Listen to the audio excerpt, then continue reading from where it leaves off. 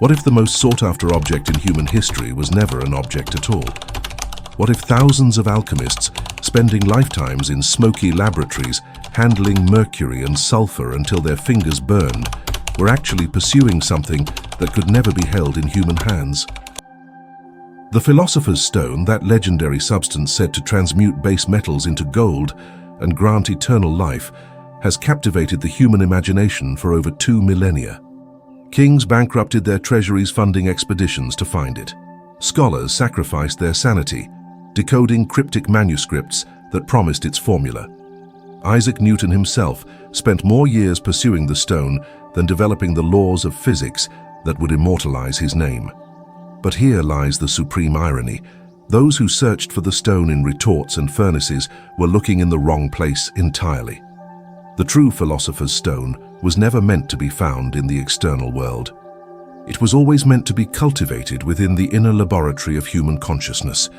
The gold it produces is not the metal that glitters in vaults, but the imperishable essence of an awakened soul. The immortality it grants is not the endless extension of physical life, but the recognition of that within us, which was never born and can never die. This revelation has been hiding in plain sight, encoded in the symbolic language of alchemy itself. The ancient masters knew. They always knew. Their elaborate descriptions of chemical processes, their intricate diagrams of dragons devouring their own tails, their mysterious references to the marriage of the Red King and White Queen, all of this was a veil. Behind that veil lies a secret so profound that it could only be transmitted through symbol and metaphor, never through direct speech. Because the Philosopher's Stone is not something you find, it is something you become. The roots of the Philosopher's Stone stretch back to the temple laboratories of ancient Egypt, where priest alchemists first began to perceive the correspondence between the transformation of matter and the transformation of consciousness. In the sacred city of Memphis, initiates of Thoth practiced an art they called chemia, from which our word alchemy derives.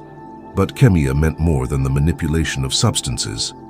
The word itself comes from chem, meaning black earth, not just the fertile soil of the Nile Delta, but the prima materia, the primordial darkness from which all creation emerges. The Egyptians understood something that would take Western civilization centuries to rediscover, that the processes occurring in their furnaces were mirrors of processes occurring in the cosmos and in the human soul. When they observed metals changing form under heat and pressure, they saw a reflection of the soul's journey through incarnation. When they witnessed substances dissolving and recombining, they recognized the death and rebirth that every spiritual seeker must undergo. This wisdom traveled from Egypt through multiple channels. Greek philosophers who studied in Egyptian temples brought it back to Alexandria, where it mingled with Hermetic philosophy and Gnostic Christianity. The Arabs preserved and expanded it during Europe's Dark Ages, adding their own profound insights about the relationship between consciousness and matter. The word alchemia entered European languages as alchemy, carrying with it layer upon layer of encoded meaning. But something crucial was lost in translation, or perhaps it would be more accurate to say it was deliberately obscured.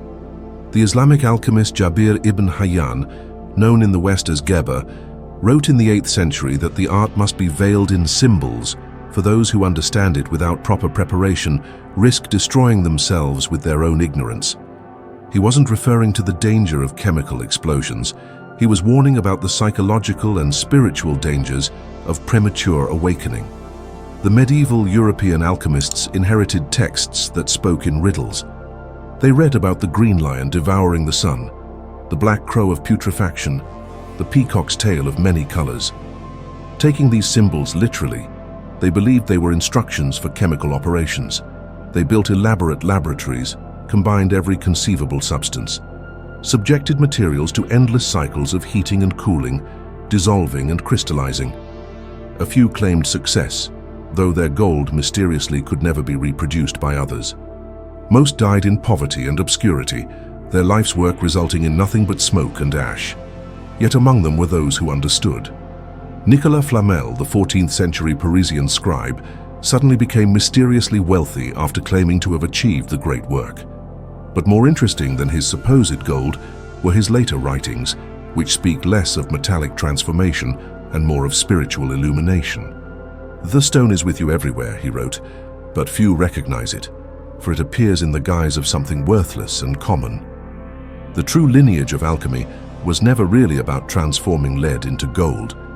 That was the exoteric cover story, designed to attract the patronage of greedy nobles while deflecting the persecution of religious authorities. The real work, the opus magnum, was the transformation of the alchemist himself. The base metal was the untransformed human consciousness, clouded by ignorance and weighted down by unconscious patterns. The gold was the illuminated consciousness, purified of illusion and radiating its inherent divine nature. Consider the stages of the alchemical process, which every genuine text describes in remarkable consistency despite the variety of symbolic languages employed. First comes the nigredo, the blackening, where all that the seeker believes himself to be must be dissolved in the universal solvent of spiritual crisis. This is the dark night of the soul that every mystic tradition recognizes, the necessary destruction of the false self. Then follows the albedo, the whitening, where consciousness is washed clean of its identifications and attachments. The alchemist discovers the virgin matter of pure awareness, untainted by the colorings of personality and conditioning. This is what Zen calls original mind, what Vedanta calls the witness consciousness. Next comes the citrinitas, the yellowing, where the first glimpse of the true gold appears. This is the dawning of spiritual intelligence, the gnosis that perceives the unity behind multiplicity. The seeker begins to recognize the divine signatures in all things, reading the book of nature with opened eyes. Finally arrives the rubedo, the reddening, where the transformed consciousness is fully embodied and integrated. The spiritual gold is not kept separate from life, but infuses every aspect of existence. This is the state of the realized being who lives simultaneously in time and eternity, form and emptiness, human and divine. These stages were never chemical processes. They were maps of consciousness transformation, encrypted in the language of material operations, to preserve them from those who would misuse such knowledge. The furnace was the body, the retort was the mind, the prima materia was consciousness itself. And the philosopher's stone? That was the crystallized presence of awakened awareness, capable of transmuting every experience into wisdom, every encounter into revelation. The 16th century alchemist Gerhard Dorn stated it plainly, though few had ears to hear. Transform yourselves from dead stones into living philosophical stones. He was not speaking metaphorically. He was revealing the ultimate secret in the clearest possible language. The stone is not produced by consciousness. It is consciousness itself in its purified and awakened state. Carl Jung, who spent decades studying alchemical texts, came to understand that the entire alchemical tradition was a projection of what he called the individuation process, the psychological journey toward wholeness. The alchemists, he realized, had unconsciously mapped the dynamics of psycho-spiritual transformation onto their chemical experiments. Every stage they described, every symbol they employed, corresponded to movements within the psyche as it journeyed toward integration. But Jung perhaps didn't go far enough. The alchemists weren't unconsciously projecting psychological processes onto matter. Many of them consciously used material processes as anchors for interior work. The physical operations served as ritual containers for psycho-spiritual transformation. When an alchemist spoke of calcinating antimony, he was simultaneously working with the actual mineral and with the psychological principle it represented, the purification of primal instincts through the fire of conscious attention. This brings us to a crucial understanding. The philosopher's stone operates on multiple levels simultaneously. Yes, there were alchemists who discovered chemical processes of value, the creation of new alloys, the refinement of medicines, the production of dyes and pigments. Yes, there were psychological dimensions to the work, the integration of shadow material, the reconciliation of opposites, the cultivation of wholeness. But at the deepest level, the philosopher's stone represents something that transcends both matter and psyche as ordinarily understood. It represents the actualization of humanity's latent divine potential. Every human being carries within them a spark of the original creative fire that brought the cosmos into being. This spark lies dormant in most, covered by layers of conditioning, trauma, and forgetting. The great work of alchemy is the awakening and liberation of this divine spark, allowing it to illuminate and transform the entire being. This is why the stone was said to grant immortality, not because it extends biological life indefinitely, but because it awakens consciousness to its eternal nature. When the stone is realized within, the alchemist discovers that aspect of the self which exists outside of time, which was present before birth and will remain after death. This is the true immortality, not the preservation of the temporal form, but the recognition of the eternal essence. The stone was also said to heal all diseases. Again, this was not primarily about physical medicine, though certainly the transformed consciousness does have profound effects on bodily health. The diseases the stone heals are the fundamental ailments of human existence: the sense of separation, the illusion of lack, the addiction to external validation, the identification with the temporary and changeable. When consciousness is established in its true nature, these diseases of the soul are cured at their root. Modern science, in its own way, is beginning to glimpse what the alchemists intuited. Quantum physics reveals that matter is essentially condensed energy, that the observer and observed are inseparably entangled, that consciousness plays a fundamental role in the collapse of probability waves into actual events. The material world is far more fluid and responsive to consciousness than mechanistic science ever imagined. Neuroscience discovers that the brain is remarkably plastic, capable of rewiring itself based on attention and intention. Contemplative practices literally reshape neural networks, creating new pathways and pruning old ones. The transformation of consciousness is not just a metaphor. It involves actual biological changes that can be measured and mapped. Epigenetics shows that our life experiences and choices can alter gene expression, not just in ourselves but in our descendants. The lead of inherited trauma can indeed be transmuted into the gold of conscious awareness, breaking cycles of suffering that have persisted for generations. The great work operates not just on the individual, but on the entire ancestral line. Yet all these scientific confirmations, valuable as they are, remain at the periphery of the true mystery. The philosopher's stone cannot be fully understood through intellectual analysis or empirical observation. It must be realized through direct experience, through the patient work of inner transformation. This work requires tremendous courage, for it demands nothing less than the complete renovation of one's being. Every identification must be questioned, every assumption examined, every habitual pattern brought into the light of awareness. The ego structure that most people take to be their identity must be dissolved in the universal solvent of spiritual inquiry, then reconstituted in alignment with deeper truth. This process is not comfortable. It involves periods of confusion, disorientation, and seeming loss. The alchemists called these phases mortification and putrefaction for good reason. Parts of the psyche that have long been dominant must die for new capacities to be born. The dragon of the lower nature must be slain not with violence, but with understanding, its energy liberated and redirected toward higher purposes. But for those who persevere, extraordinary treasures await.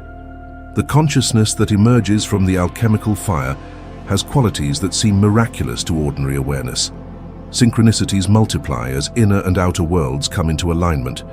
Creative insights arise spontaneously from depths previously unknown. Relationships transform as projections are withdrawn, and others are seen in their true nature. Work becomes play as the sense of effort dissolves into flow. Most remarkably, the transformed consciousness discovers that it has the power to transmute the consciousness of others, not through preaching or persuasion, but through simple presence. The philosopher's stone, once activated within one being, awakens recognition in others. It catalyzes transformation without trying to change anyone. This is the true meaning of the stone's power to transmute base metals into gold. It awakens the golden nature that was always present, but unrecognized. If you wish to begin the great work of creating your own philosopher's stone, here is a practice drawn from the Western esoteric tradition, simplified for modern practitioners, yet maintaining its essential potency. Find a quiet space where you will not be disturbed. Sit comfortably with your spine straight, but not rigid. Close your eyes and take 3 deep breaths, releasing all concern for the external world with each exhalation. Visualize a sphere of brilliant white light about 6 inches above the crown of your head. This is the stellar crown, your connection to cosmic consciousness. Feel this light as a living presence, intelligent and benevolent. With each breath, allow this light to descend through the crown of your head, filling your skull with radiant illumination. Now bring your attention to the center of your chest, to the spiritual heart. Visualize there a rose tightly closed in bud. This rose represents your essential nature, your true self that exists beyond all conditioning. With each breath, imagine this rose beginning to open petal by petal, revealing at its center a golden flame. This flame is your portion of the divine fire, the spark of original consciousness that animates your being. As the rose continues to open, the flame grows brighter and stronger. Feel its warmth spreading through your chest, dissolving any heaviness or constriction.